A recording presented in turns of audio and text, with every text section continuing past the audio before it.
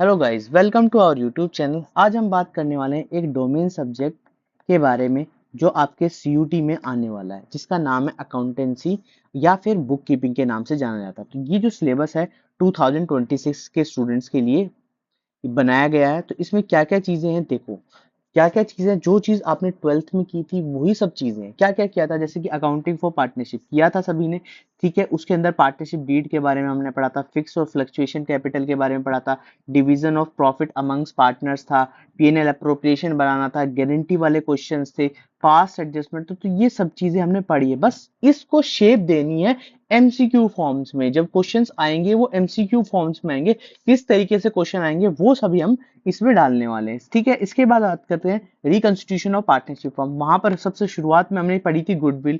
Goodwill के हमने पढ़ा था change in profit sharing ratio, जिसमें हमने सेक्रीफाइसिंग रेशियो, गेनिंग रेशियो पढ़ा था। साथ में रिवोल्यूशन अकाउंट पढ़ा था, रिवोल्यूशन के साथ साथ रिजर्व एंड एक्यूमुलेटेड प्रॉफिट्स पढ़े थे। उसके बाद एडमिशन के बारे में बात करते हैं, एडमिशन ऑफ ए पार्टनर, जो सबसे बड़ा चैप्टर आता था, जिसमें से 2 क्वेश्चन कंपलसरी आते हैं। तो इसी तरीके से जब डोमेन सब्जेक्ट करोगे तो उसमें भी तो क्वेश्चंस आने वाले हैं, एडमिशन से रिलेटेड। उसके बाद रिटायरमेंट की बात करें तो रिटायरमेंट और डेथ चैप्टर बिल्कुल सेम वैसे ही सब्जेक्ट है, क्योंकि सब चीजें हैं। देखो अगर मैं बात करूं तो क्या क्या चीजें हैं, प्रॉफिट शेयरिंग रेशियो किस तरीके से चेंज होता है, ठीक है, रिवोल्यूशन अकाउंट असेसमेंट कैसे करते हैं, एक्सिक्यूटर अकाउंट कैसे बनता है, तो ये सब चीजें, लोन अकाउंट कैसे बनता है, लोन अकाउंट में क्या क्या चीजें आती हैं, ये सब चीजें भी क्या है आपके एग्जाम में आने वाली है। तो ये अच्छे तरीके से पढ़ी भी होगी, मगर साथ में चीजें भी और अच्छे तरीके से जान लोगे तो आपके लिए बहुत इजी हो जाएगा डोमेन सब्जेक्ट को कैच करना। इसके बाद बात करते हैं dissolution of partnership firm. Dissolution of partnership firm में प्रिपरेशन ऑफ रियलाइजेशन अकाउंट, कैसे रियलाइजेशन अकाउंट बनाते हैं, अकाउंट्स बनाना कुछ रिलेटेड, जैसे कि पीएनएल अप्रोप कह सकते हैं पार्टनर कैपिटल अकाउंट बनाना, लोन अकाउंट बनाना, तो वो सब चीजें हैं, ठीक है। बस इसमें है कि भाई किस तरीके से क्या क्या चीजें एक्सक्लूड है वो भी हम एक्सक्लूड कर देंगे। मेन चीज है रियलाइजेशन अकाउंट बनाना, उसमें कौन कौन सी ट्रांजेक्शन्स आती है, किस तरीके से आती हैं, वो सब चीजें हैं, ठीक है। बस इतना ध्यान रखना है इस चैप्टर के अंदर।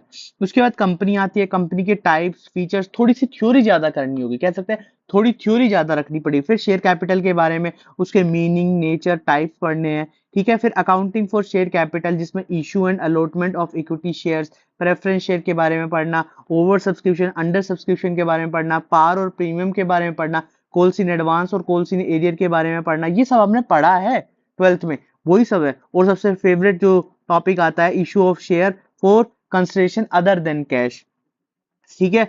फोर फीचर ऑफ शेयर, री इशू ऑफ शेयर। फिर उसके बाद क्या आता है, शेयर कैपिटल, डिवेंचर्स, ठीक है, इशू ऑफ डिवेंचर्स। तो ये सब चीजें आपने पढ़नी है दोबारा से। इसके बाद जो हमारी एक और बुक थी जिसको हम कहते हैं एनालिसिस ऑफ फाइनेंशियल स्टेटमेंट, जिसमें क्या है अकाउंटिंग रेशियोज थे, कैश फ्लो स्टेटमेंट थे जो मेन थे, ठीक है। कंपनी की जो बैलेंस शीट है वो कैसे बनानी है, ठीक है, उसके अंदर कौन कौन सी हेडिंग आती हैं, वो सब चीजें भी हम इसमें इंक्लूड करने वाले हैं।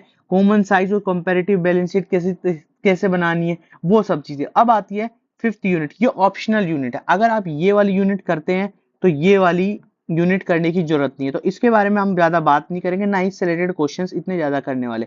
सब करने वाले हैं 5 यूनिट से। तो पांचों यूनिट्स की तैयारी अच्छे तरीके से करेंगे, एक एक कॉन्सेप्ट को दोबारा से समझेंगे, कोशिश करेंगे कि 45 डेज में जो हमने पूरे एक साल में सीखा था वो सब चीजें हम कवर कर लें।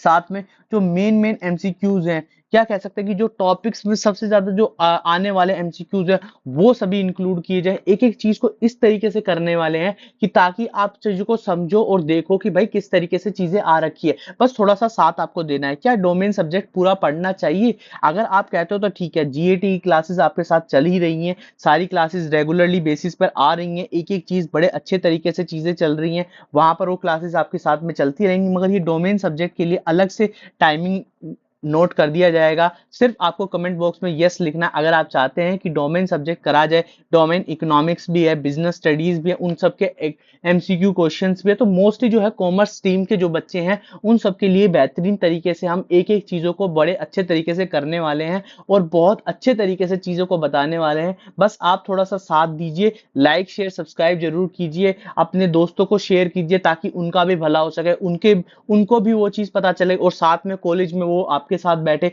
और अच्छे से अच्छा कॉलेज जो है आपको प्रोवाइड हो जाए। तो ये सब चीजों के लिए आपको साथ देना होगा और इस तरीके से सिलेबस को करने वाले हैं कि बहुत ही शॉर्ट में और बहुत ही प्रॉपर तरीके से करने वाले हैं। स्मार्ट एक तरीका होता है ना कि स्मार्ट तरीके से चीजों को करने वाले हैं, ठीक है। इसलिए चैनल का नाम भी रखा हुआ है स्मार्ट स्टडी प्लस प्लस। तो इसलिए ये चीज ध्यान रखनी है कि जब भी चीजें आएंगी तो इस तरीके से आएंगी। बस आप थोड़ा सा सिलेबस को देख लीजिए, ओवरव्यू है, कुछ नहीं है, 5 मिनट की बात है, 5 मिनट में सिलेबस देखना है। बस इतना ज्यादा सिलेबस को रीड करने की जरूरत नहीं है। आगे जाकर चीजें कैसे होने वाली है, किस तरीके से होने वाली है, वो सबसे मेन है। कैसे हम सोल्व करने वाले हैं, किस तरीके से एमसीक्यू बनने वाले हैं, किस तरीके से चीजें होने वाली हैं, ठीक है। और उम्मीद करता हूँ अगर बच्चा चाहता है कि भाई ऑप्शनल सब्जेक्ट्स भी कराया जाए, ऑप्शनल कराया जाए, बाकी चीजों को छोड़ दिया जाए, तो हम ऑप्शनल भी करा देंगे, ठीक है। ये भी चीज इंक्लूड करा देंगे। बस थोड़ी सी बात आपको रखनी है कि रेगुलर बेसिस पर प्रैक्टिस करते जाना है, क्योंकि मई के अंदर ये एक्सपेक्टेड डेट जो है 11 मई है। 11 मई से आपके जो है ये एग्जाम स्टार्ट हो जाएंगे। तो उस समय तक सब चीजें कंप्लीट कराना एक बड़ा टास्क है, और तो आपको कंप्लीट करना भी एक बड़ा टास्क है। तो हमारे साथ जुड़े रहिए और चैनल को लाइक कीजिए, शेयर कीजिए और सब्सक्राइब कीजिए, ठीक है। साथ में कमेंट बॉक्स में भी ज्यादा से ज्यादा कमेंट लिखिए, जो भी चीजों पे डाउट है, जिस चीज पे भी डाउट है एग्जाम ओवर होने के बाद उस चीज पर, ठीक है, ध्यान। क्योंकि अब बोर्ड के एग्जाम ओवर हो चुके हैं, तो आपको कमेंट बॉक्स में अच्छे तरीके से लिखना है कि भाई ये डाउट है, इस चैप्टर को ज्यादा से ज्यादा कराया जाए, फोकस इस चीज पे दिया जाए, आपकी सारी बातों को सुना जाएगा, ठीक है। तो आज के लिए इतनी बात करते हैं। वीडियो पसंद आई तो चैनल को लाइक शेयर और सब्सक्राइब जरूर करना, ठीक है। Thank you.